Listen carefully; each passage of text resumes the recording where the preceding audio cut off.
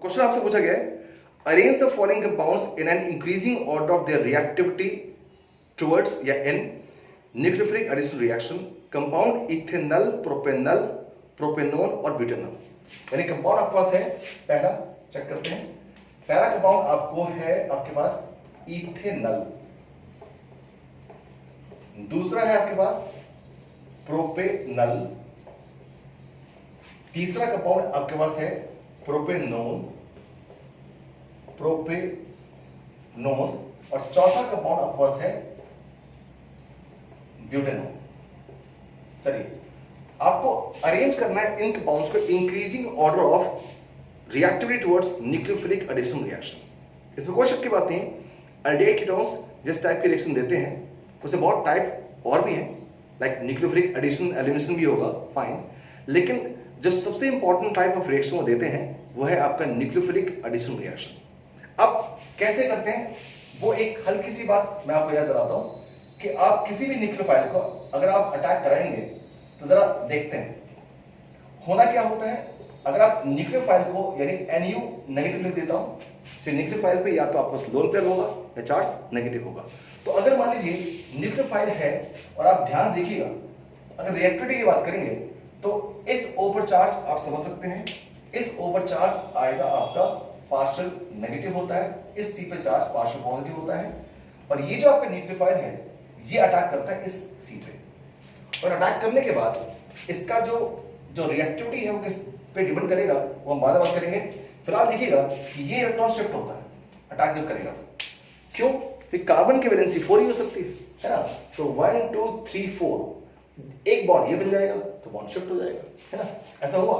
तो आपको जो मिलने वाला है वो आपको क्या मिलने वाला है, यहाँ पर 1 2 3 4 5 6 चार्ज नेगेटिव, ये ऐसे और यहाँ पर एक क्या होता है न्यूक्लियोफाइल होगा, ठीक है।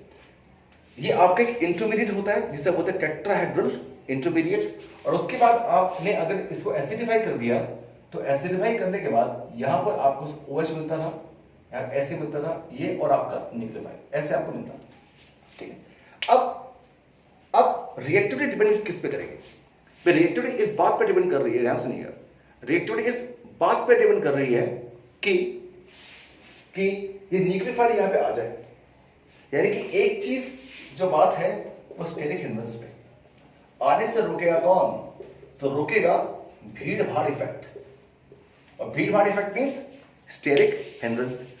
अच्छा एक चीज और भी है, दूसरी बात आप ये देखिएगा कि ये न्यूक्लियोफाइल यहाँ पे अट्रैक्ट अच्छे से होना चाहिए।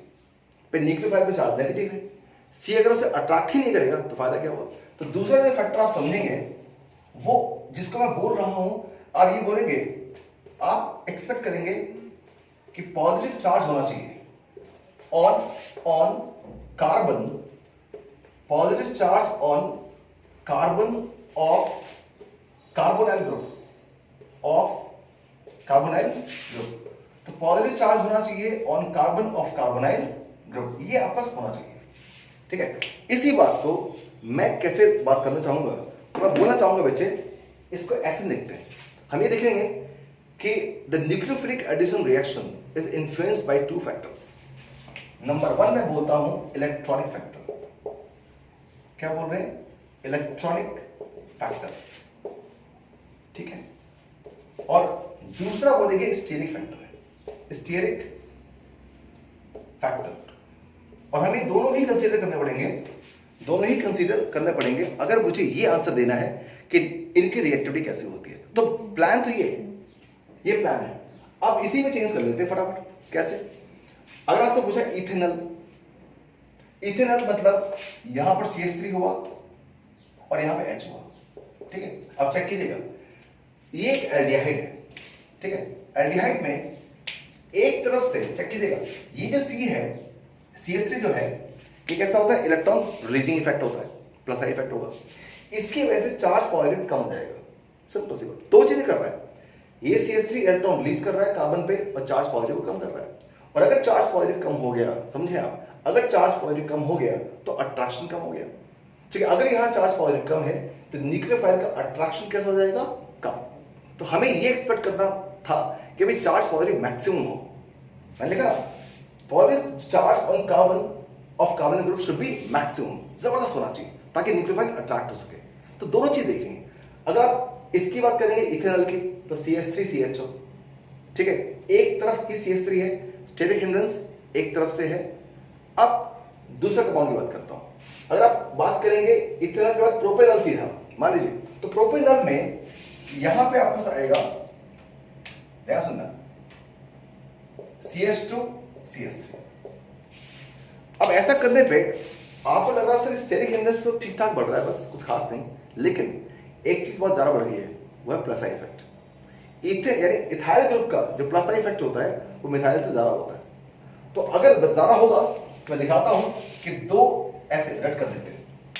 तो इथेनॉल के कंपैरिजन में प्रोपेनॉल में जो प्लस आई इफेक्ट है वो ज्यादा है, और अगर प्लस आई इफेक्ट बहुत ज्यादा है तो कार्बन पे चार्ज काफी कम हो जाएगा, तो अट्रैक्शन न्यूक्लियोफाइल का कम होगा। यानी कि अगर मैं इनकी बात करूं तो इन दोनों में मोर रिएक्टिव कौन था? Ethanol as compared to propanol.